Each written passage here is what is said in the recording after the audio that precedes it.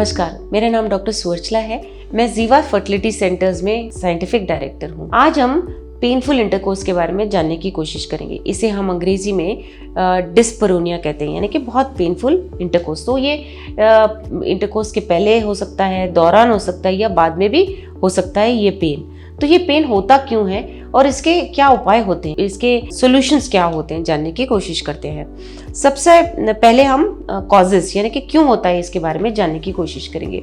देखिए, अगर sexual activity में इंटरेस्ट कम है तो ल्यूब्रिकेशन नहीं रहने के कारण यानी कि वेटनेस कम होने के कारण, यानी कि अगर फोरप्ले कम है और कपल ठीक से उसमें भाग नहीं ले रहा है तो भी ड्राइनेस के कारण पेन हो सकता है, जिसे भी डिस्परोनिया कहते हैं। तो ये कारण आपको जांचना चाहिए, क्या आप लोग दोनों ठीक तरह से इसमें इन्वॉल्व हो रहे हैं, ठीक तरह से अराउज हो रहे हैं, ठीक तरह से इसमें भाग ले पा रहे हैं, जिसकी वजह से ये ठीक से हो पा रहा है या नहीं। तो ये बहुत ज़रूरी है।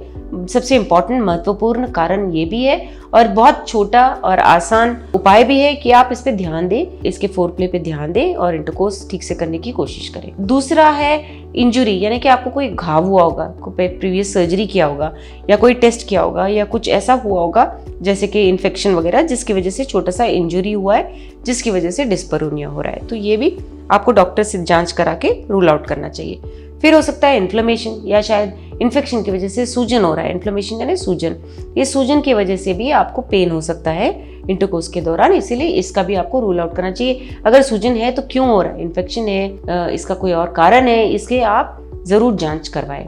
इनके अलावा थोड़े इंपॉर्टेंट कारण है, जैसे एंडोमेट्रियोसिस होना। एंडोमेट्रियोसिस जितना सीवियर होता है उतना पेन होता है सेक्सुअल इंटरकोर्स के दौरान। ये कॉमन फीचर है इसका, क्योंकि एंडोमेट्रियोसिस किसी भाग में भी हो सकता है, सर्विक्स में हो सकता है, यूट्रस में, फैलोपियन ट्यूब्स पे, ओवरीज में, पेट में, किसी भी भाग पे हो सकता है, जिसके कारण जब वो बढ़ता होता है पीरियड्स के दौरान, जब वो टिश्यू भी बढ़ता है तो पेट में बहुत दर्द होता है। उसके दौरान अगर आप इंटरकोर्स करेंगे तो अवश्य पेन होने के चांसेस ज़्यादा हैं। तो ये भी आपको जांच करा लेना चाहिए, क्या एंडोमेट्रियोसिस तो नहीं है आपको।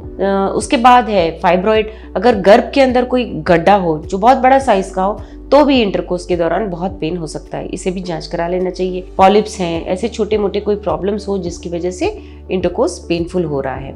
पाइल्स भी हो सकते हैं, पाइल्स की वजह से भी इंटरकोर्स पेनफुल होता है। फिर होते हैं थोड़े से कंजेनाइटल यानी पैदाइशी कुछ प्रॉब्लम्स होते हैं, जैसे गर्भ का ठीक से नहीं रहना, साइज छोटा रहना, उसका द्वार ठीक से नहीं रहना। अगर ये सब प्रॉब्लम्स भी हो तो अवश्य इंटरकोर्स के दौरान पेन हो सकता है।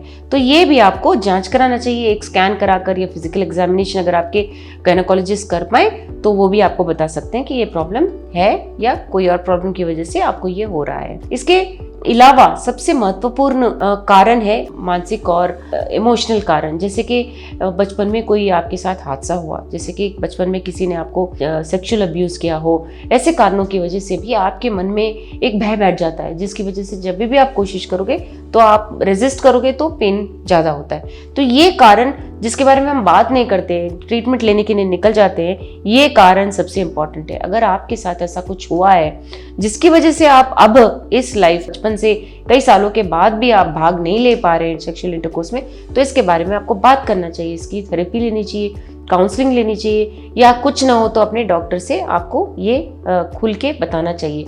तो आपके डॉक्टर आपको ये सलाह दे सकते हैं कि इसके बारे में आप ट्रीटमेंट कैसे ले सकते हो, क्योंकि ट्रीटमेंट सिर्फ बॉडी का नहीं होता, ट्रीटमेंट सिर्फ दवाइयों से, सिर्फ स्कैन्स करके, सिर्फ आपको पर्ची पे दवाएं लिख के नहीं होता है। ट्रीटमेंट मानसिक भी तरह से भी देखना पड़ता है, उसके लिए भी दवाएं लगते हैं, ये नहीं कह रही हूँ कि उसके लिए दवाएं नहीं लगते, बट बहुत सारे प्रॉब्लम्स काउंसलिंग में, थेरेपी में ठीक हो जाते हैं। अगर आपके कुछ पास्ट इश्यूज हैं वो थेरेपी और काउंसलिंग के द्वारा ठीक किए जा सकते हैं। ये सब अगर आपके प्रॉब्लम्स हैं और आप भी पेनफुल इंटरकोर्स या डिस्परोनिया, या जब आप दोनों भाग ले रहे हो और पेन हो रहा है, ये आप सह रहे हैं तो मत सहिए। आपकी स्क्रीन पे जो नंबर्स दिख रहे हैं उस पर फ़ोन कीजिए, अपने डॉक्टर से आके बात कीजिए, आपको ये क्यों हो रहा है देखकर ट्रीटमेंट ऑप्शन या सिर्फ सलाह देने की कोशिश हम करेंगे।